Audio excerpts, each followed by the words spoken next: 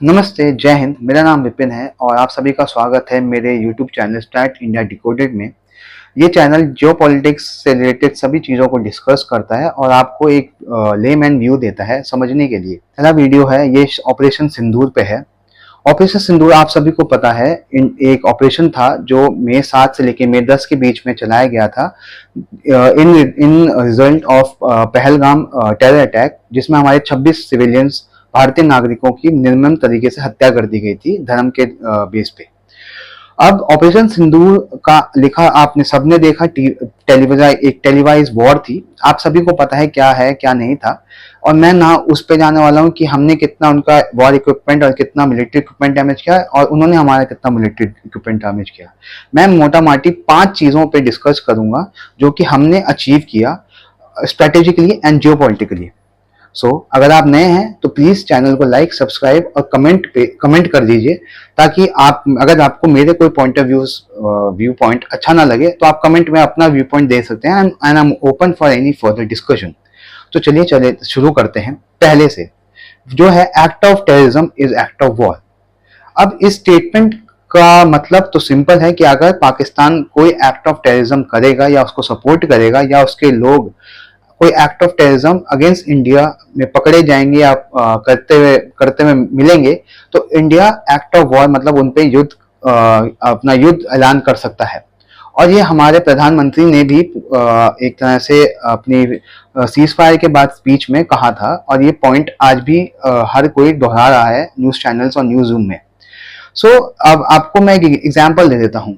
जब हमने मई 7 को पाकिस्तान के अंदर 9 ठिकानों पे जब बम और मिसाइल मारी थी, जिनमें 5 पीओजेके में थे और 5 पाकिस्तान प्रॉपर में, जिनमें भावलपुर और मुरीर के मेन था, तो आपको उस टाइम की पहली प्रेस कॉन्फ्रेंस में एक वीडियो दिखाई गई थी जिसमें 2001 से लेकर अब तक जितने भी टेरर अटैक हुए गए हैं उन सब का एक वर्णन और चित्रण मिला था। ये सिंपली डिनोट करता था कि इंडिया जो अभी एक्ट कर रहा है वो बेसिकली 20-30 साल का जो टेरर आप कह लीजिए हमने भुगता है पाकिस्तान से, उसके अगेंस्ट एक्ट कर रहे हैं। तभी हमने भावलपुर और मुरी के जो एलटी और हिजबुल मुजाहिदीन का हेडक्वार्टर्स था वहां पे बॉम्बिंग करी। इसके अलावा अगर आप ये देखेंगे कि अगर पाकिस्तान इन फ्यूचर कोई भी नया टेरर अटैक प्लान करता है इंडिया के अगेंस्ट, तो इंडियन रिस्पॉन्स यही रहेगा कि we will basically go for war और a limited conflict with them, degrading their military capability. ये था पॉइंट नंबर 1। पॉइंट नंबर 2 था जो बहुत ही क्रूशियल है कि नो न्यूक्लियर ब्लैकमेल। प्रधानमंत्री ने सीज फायर के बाद अपनी स्पीच में भी यही कहा है और हर जगह यही दोहराया जा रहा है, और उनसे भी और उनके जितने भी मेंबर हैं, ये जो अपने फॉरेन मिनिस्टर जयशंकर जी, ये भी वही कह रहे हैं, और जितने भी स्ट्रेटेजिक थिंकर्स हैं इंडिया में वो भी यही कह रहे हैं। तो इसका मतलब क्या होता है? देखिए, एक टर्म होती है जिसे हम कहते हैं स्ट्रेटेजिक लैंग्वेज में सब कन्वेंशनल वॉरफेयर। सब कन्वेंशनल वॉरफेयर वो चीज होती है जब दो न्यूक्लियर पावर आपस में लड़ रही होती है, तो दोनों डायरेक्टली नहीं लड़ती, क्योंकि दोनों के पास एक टर्म होती है जिसको कहते हैं म्यूचुअली अश्योर्ड डिस्ट्रक्शन। अगर मैं एज ए स्टेट ए हूँ, कंट्री ए हूँ, अगर मुझे कंट्री बी पे कोई हमला करना है और वो भी न्यूक्लियर आर्म्ड है, तो इट अश्योर्स दैट वो भी अपने न्यूक्लियर आर्सेनल यूज करके मुझ पे हमला करेगा और मुझे इन रिस्पॉन्स इन न्यूट्रलाइजेशन अपने न्यूक्लियर एसिड्स चलाने पड़ेंगे, जिससे हम दोनों कंट्रीज के बीच में काफी नुकसान और काफी डेवस्टेशन होगा। बट इसको काउंटर करने के लिए पाकिस्तान ने सब कन्वेंशनल वॉरफेयर, जिसमें नॉन स्टेट एक्टर्स जो कि अब स्टेट एक्टर्स हैं, उनको यूज करते हैं, जैसे अपना मसूद अजहर और उसकी जैश ए मोहम्मद और लश्कर तैयबा, और ये छोटे छोटे जो ग्रुप्स हैं जो कि सब कन्वेंशनल वॉरफेयर में जो भी इनके फुट सोल्जर्स होते हैं, जो भी इनके आपके नॉन मिलिट्री कॉम्बेटेंट्स होते हैं, उनको यूज करके टेरर एक्टिविटीज इंडिया में करवाते हैं। तो इसके थ्रू अगर इंडिया कोई रिएक्ट भी करता था तो पाकिस्तान अपने न्यूक्लियर की धमकी लगाता था। उन्होंने अभी भी लगाई थी ऑपरेशन सिंदूर में, आप जाके देख सकते हैं। उनके मिनिस्टर्स और उनके काफी बड़े मिलिट्री जितने भी लीडरशिप थी वो सब न्यूक्लियर धमकी दे रही थी। तो इसको इंडिया ने काउंटर करने के लिए एक मिशन और एक स्ट्राइक ऐसी की थी जो आपको याद होगा, जिसपे काफी ज्यादा हाइप भी बनी थी, वो थी किराना हिल्स। अब किराना हिल्स क्या है? किराना हिल्स एक माउंटेन है, उसके अंदर टनल है जो कि आपके सरगोदा एयरबेस से 9-10 किलोमीटर की दूरी पे है और जहां पे पाकिस्तान अपने एयरबॉर्न लॉन्च टैक्टिकल न्यूक्स रखता है। अब इस एंट्रेंस और एग्जिट पे इंडिया ने मिसाइल मार के ये सबूत दे दिया है कि हमें पता है कि आपके न्यूक्स कहाँ हैं, हमारे पास स्ट्रॉन्ग सर्वेलेंस और ह्यूमन इंटेलिजेंस इस न्यूक्स स्टोरेज के बारे में है और और वो भी कैपेबिलिटी है कि हम उनको ब्लॉक या टेक डाउन कर सकें। तो पाकिस्तान के अंदर एक बहुत, आप कह लीजिए, एक बहुत ही भय का माहौल पैदा हो गया, क्योंकि अगर उनके न्यूक्स, जो उनकी एकलौती ताकत थी इंडिया के अगेंस्ट, क्योंकि इंडिया कन्वेंशनली उनसे बड़ी ताकत है, अगर वो न्यूक्लियर को टेक आउट कर लेते हैं इन एनी पोटेंशियल कॉन्फ्लिक्ट, तो पाकिस्तान के लिए बहुत ही बड़ी मुसीबत पड़ जाएगी और उसे फिर इंटरनेशनल सपोर्ट के लिए भागना पड़ेगा, जो इस बार भी हुआ। तो किराना हिल्स की स्ट्राइक मेरे लिए तो जेन्युइन है, क्योंकि उसमें वीडियोग्राफिक एविडेंस भी है, प्लस वहां के लोगों को इलाका खाली करने के लिए भी कहा गया था, जो उनके मीडिया ने रिपोर्ट किया है। तो अब आते हैं आपके तीसरे इंपॉर्टेंट पॉइंट पे, जो कि मिलिट्री आपका पॉइंट है, जो बहुत ही इंपॉर्टेंट है आने वाले इंडियन सब कॉन्टिनेंट या साउथ एशिया की कॉन्फ्लिक्ट ले, जिसको मैं कहता हूं नॉन कॉन्टैक्ट वॉरफेयर। अब नॉन कॉन्टैक्ट वॉरफेयर क्या होती है? वो हमारी इंडियन एयरफोर्स ने मई 7 से लेके मई 10 को दिखाया, पर्टिकुलरली इंडियन एयरफोर्स ने, इंडियन आर्मी ने एलओसी और जितनी भी बॉर्डर टाउन्स और सिटी थी उसका बेसिकली डिफेंस किया। एलओसी क्रॉस नहीं करनी थी पाकिस्तानियों को, शेलिंग करी, हैवी शेलिंग करी, सीज फायर लाइन, आपकी वर्किंग बाउंड्री और अपनी जो परमानेंट बाउंड्री है पंजाब की सियालकोट और लाहौर में। बट इंडियन एयरफोर्स ने डिसाइसिव रोल प्ले किया। वो कैसे? एक टर्म होती है जिसको कहते हैं बियॉन्ड विजुअल रेंज एंगेजमेंट। अब बियॉन्ड विजुअल रेंज एंगेजमेंट वो एंगेजमेंट होती है जिसमें आप की जो आईसाइट होती है, एक फाइटर प्लेन की जो आईसाइट होती है, उसके बियॉन्ड आप किसी एनिमी को एंगेज करें। इसके लिए भारत ने 2 स्ट्रैटेजीज अपनाई। मई 7 को जब इंडिया ने पाकिस्तान के 9 टेररिस्ट कैंप पे हमला किया, तो उन्होंने स्टैंड ऑफ वेपन्स का यूज किया, जैसे कि ब्रह्मोस, स्कैल्प, हैमर और अलग रॉकेटरी और मिसाइलरी। इससे क्या हुआ कि इंडियन एयरफोर्स ने हमारे ही देश की बाउंड्री के अंदर रहते हुए पाकिस्तान के अंदर उन 9 ठिकानों पे हमला किया और उन्हें तबाह किया। पाकिस्तान एयरफोर्स कुछ नहीं कर सकती थी, क्योंकि हमारे एयर डिफेंस मैकेनिज्म्स और एयर डिफेंस इक्विपमेंट उन्हें सुपीरियर है। जैसे हमारे पास S-400 मिसाइल है, डिफेंस सिस्टम है, हमारा खुद का आकाश मिसाइल सिस्टम है, और बराक 8 है, MRSM सैम जिसे हम कहते हैं वो है। तो इन्होंने बहुत ही अच्छा परफॉर्म किया है इस कॉन्फ्लिक्ट के अंदर। तो इससे एक चीज ये साबित होती है कि इंडियन एयरफोर्स पाकिस्तानी एयरफोर्स के कंपैरिजन में in terms of stand of weapon काफी आगे है, और उन्हें प्रूव भी किया था। उसके बाद जब पाकिस्तान ने रिटेलिएट किया, तो उससे अगले दिन रात और सुबह को इंडियन एयरफोर्स ने सुसाइड ड्रोन्स, लॉइटिंग एमिनेशन और स्वॉर्म ड्रोन्स की यूज से उनका एयर डिफेंस टेकआउट किया, जो कि उनके बॉर्डर स्टेट में था, लाहौर में था, सियालकोट में था, भावलपुर में था, सुखर में था। जितने भी उनके रेडार स्टेशन थे जो कि रेडार सिग्नेचर्स भेज रहे थे बैक पाकिस्तानी मिलिट्री को, तो उनको टेकआउट करके उन्हें ब्लाइंडेड किया। फिर अपना मेन स्ट्राइक पैकेज जो सुखोईज और रफाल्स जो स्कैल्प और सुखोई जो ब्रह्मोस कैरी कर रहे थे, 10 से 12 ब्रह्मोस मारी गई अलग अलग एयर बेसिस में। 9-11 air bases from Skardu till अपना भुलारी तक मारा गया, और उसके अलावा जितने भी रेडार साइट से उनको तबाह किया गया। तो इससे ये पता चलता है कि इंडियन एयरफोर्स के पास डिटेक्शन और डिटरेंस की कैपेसिटी पाकिस्तानी एयरफोर्स से ज्यादा है। अब चलते हैं हमारे चौथे पॉइंट पे, जो होता है एस्केलेट टू डी एस्केलेट। अब ये टर्म क्या होता है?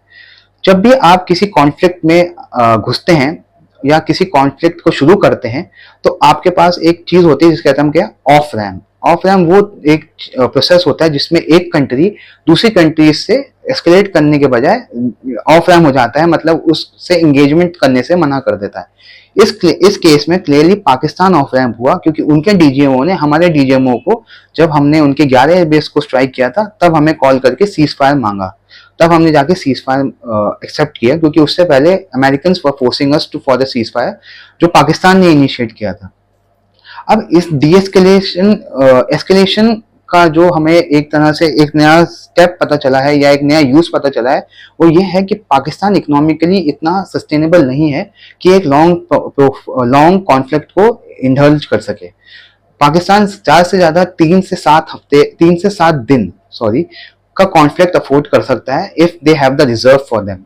आपको एक इंटरेस्टिंग फैक्ट बताता हूँ, पाकिस्तान के पास अभी मुश्किल से $15 billion reserve Pakistani foreign currency reserve में है, जिनमें से आधे से ज्यादा उन्हें लोन दिया गया है ताकि उनकी इकोनॉमी कोलैप्स ना करे। सऊदी अरेबिया, IMF, US और बाकी डोनर्स ने उन्हें दे रखा है, जिनमें अरब कंट्रीज भी शामिल है।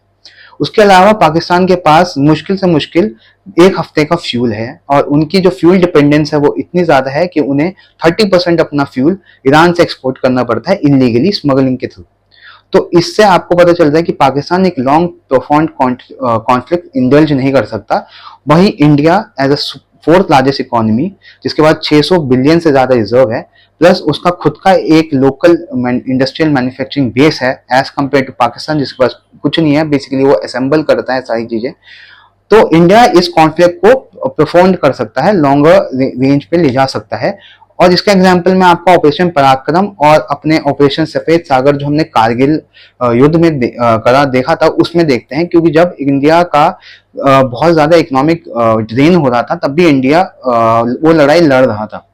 और इधर भी यही हुआ है, क्योंकि due to a bigger economy and bigger population and bigger arm forces और सब कुछ बिग, हमारे पास सब कुछ बिग था, रिजर्व से लेकर पॉपुलेशन और आप फौजों की मिलिट्री स्ट्रेंथ कंपेयर कर ले, तो Pakistan can not afford for a long conflict. तो उसलिए उसने डिस्कलेट किया, प्लस हमने उनका इतना नुकसान कर दिया कि अगर उनके पास IMF का लोन भी आया जो 1.8 बिलियन अप्रॉक्स है, हमने करीबन $3.2 बिलियन का नुकसान किया है। और मैं इसमें जेट कॉम्बैट डॉग फाइटिंग में जो जेट यूज किए गए वो नहीं बता रहा, जो ऑन ग्राउंड आपका नुकसान हुआ है, डैमेजेस हुआ है, जैसे उनका भुलारी एयरबेस में पूरा रनवे हमने हैंगर उड़ा दिया है, हमने सरगोदा में रनवे उड़ाया है, जिससे हमने उनके फाइटर जेट्स टेम्पररी का ऑपरेशन बंद कर लिया था। फिर आप उनके नूर खान एयरबेस में हमने उनकी कमांड सेंटर उड़ाई है, plus they are unconfirm reports कि उनके काफी एयर एसेट जो लैंड पे थे वो भी हिट हुए हैं, जैसे C-130J नूर खान में भी हिट हुआ है, डैमेज हुआ है। और बुलारी में भी एक साब जो रेडार है, साब एरी 2000, जो कि एक airborne early warning control radar system है, वो भी डैमेज हुआ है। तो इस कॉन्फ्लिक्ट का ज्यादा नुकसान पाकिस्तान को हुआ है in terms of economics and military losses. अब ये भी आप बता सकते हैं, ये भी मैं बता दूं कि उनके करीबन 40 to 50 military personnels Pakistani arm forces और पाकिस्तानी आर्मी के इस कॉन्फ्लिक्ट में मारे गए हैं, अपार्ट फ्रॉम द टेररिस्ट। तो इसमें human losses, economic losses, military losses Pakistan का हुआ है, तभी पाकिस्तान ने जाके इसका डी एस्केलेट किया है। अब आते हैं 5वें पॉइंट पे, जो कि बहुत ही इंपॉर्टेंट पॉइंट है, और इंडिया ने ऑपरेशन सिंधु लॉन्च करने से पहले ही ये चीज कर दी थी, which was Indus water treaty का इंडस वाटर ट्रीटी का अबेनेंस में डाल देना, उसके टेम्परेरी अबॉलिश कर देना। अब इससे क्या आपको स्ट्रेटेजिक लिवरेज मिलता है पाकिस्तान पे? पाकिस्तान का 90% जो पॉपुलेशन है वो इंडस वैली जो रिवर सिस्टम है उस पर डिपेंडेंट है। आपको एक चीज बताता हूं कि पाकिस्तान का 80% जो एग्रीकल्चर है और 30% जो इलेक्ट्रिक नीड्स है, पावर नीड्स है, वो इंडस वाटर रिवर सिस्टम से आता है। जैसे उनके डैम्स हो गए, और उनका जो एग्रीकल्चर पंजाब और सिंध में बेस्ड है वो इससे काफी ज्यादा इफेक्ट करेगा। और खबरें ये भी आ रही है पाकिस्तानी मिनिस्ट्री ऑफ एग्रीकल्चर से कि उनका 21% जो खरीफ क्रॉप है जो इस सीजन उगना था वो खराब हो चुका है और डैमेज हो चुका है, which can create serious national food security for them. तो इंडिया ने इस ऑपरेशन सिंदूर से काफी चीजें अचीव की है। पाकिस्तान का जो मिलिट्री एक सुपीरियरिटी कॉम्प्लेक्शन था कि हम इंडियन मिलिट्री से सुपीरियर है, उसे तोड़ा है, खासकर उनकी पाकिस्तानी एयरफोर्स को, क्योंकि पाकिस्तान एयरफोर्स हमेशा जितने भी कॉन्फ्लिक्ट्स हुए हैं उसमें हमेशा ये कहती थी कि पाकिस्तानी आर्मी ने इतना अच्छा परफॉर्म नहीं किया, but Pakistani air force perform outshine Pakistani army and as well as Indian air force. तो उनका जो गुरूर है, उनका जो ईगो था वो तोड़ा है। टेररिस्ट कैंप्स जितने भी थे, जो इंफ्रास्ट्रक्चर था उसे डैमेज या डिस्ट्रॉय किया गया है, जिसमें आई गेस करीबन 2 से 5 साल पाकिस्तान को लगेगा नई आप कह लीजिए क्रॉप जो उनकी टेररिस्ट हैं उनको वापस लाने में, वापस रीजनरेट करने में। पाकिस्तान की फूड सिक्योरिटी और पाकिस्तान की वाटर सिक्योरिटी अभी डेंजर में डाल दी है इंडिया ने after the partial abrogation of Indus water treaty. अब आते हैं फ्यूचर पे कि अब क्या होगा। देखिए, पाकिस्तान के पास अभी कोई ऑप्शन बचा नहीं है, क्योंकि उसने सारे ऑप्शंस एक्सरसाइज कर दिए थे ऑपरेशन सिंदूर में। उन्होंने हम पे मिसाइलें मारी, उन्होंने लॉन्ग रेंज मिसाइल्स मारी, सेमी बैलिस्टिक मिसाइल्स मारी, और उनमें इतना नुकसान इंडिया को नहीं हुआ। सारी की सारी हमारी जितनी भी हमारा एयर डिफेंस था वो उसने सब कुछ इंटरसेप्ट किया, और विद कह लीजिए शाइनिंग कलर्स और कलरफुल उससे निकला है कि इंडियन डिफेंस ने अराउंड 90 to 100% इंटरसेप्शन रेट हासिल किया है, जो कि इस वक्त जितने भी कॉन्फ्लिक्ट चल रहे हैं, वो चाहे वो इसराइल हमास का हो, यूक्रेन रशिया का हो, उनमें उन तीनों में सबसे ज्यादा है। अब आते हैं कंक्लूजन में। पाकिस्तान के पास अभी कोई ऑप्शन नहीं है कि वो इंडिया पे एक्सरसाइज कर सके, चाहे वो मिलिट्री ऑप्शन हो गया, डिप्लोमेटिक ऑप्शन तो पाकिस्तान पे था ही नहीं, क्योंकि पाकिस्तान का जो डिप्लोमेटिक कोर है वो इतना स्ट्रांग नहीं है, due to their support to terrorism.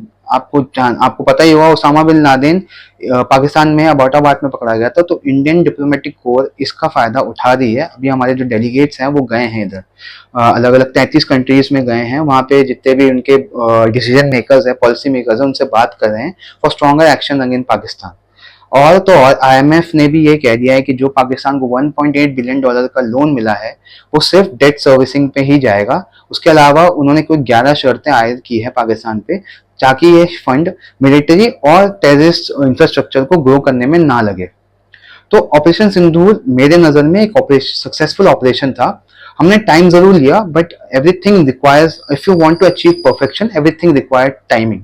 तो हमने 1 से 2 हफ्ते का टाइम लिया आफ्टर अपना पहलगाम, बट हमने एक बहुत ही सॉलिड और एकदम कह लीजिए नॉन निगोशिएटेबल रिस्पॉन्स पाकिस्तान को दिया, ताकि पाकिस्तान आइंदा से ये चीजें और इस टाइप की अनकन्वेंशनल वॉरफेयर ना कर सके। सो होप करता हूँ कि आपको ये वीडियो पसंद आएगी। मैं ऐसे ही वीडियोस बनाता रहूँगा। आगे मैं आपको काफ़ी चीज़ें बताऊँगा जो कि इंडिया के लिए काफ़ी ज़्यादा इम्पोर्टेंट हैं और होनी चाहिए। सो तब तक के लिए नमस्ते एंड जय हिंद।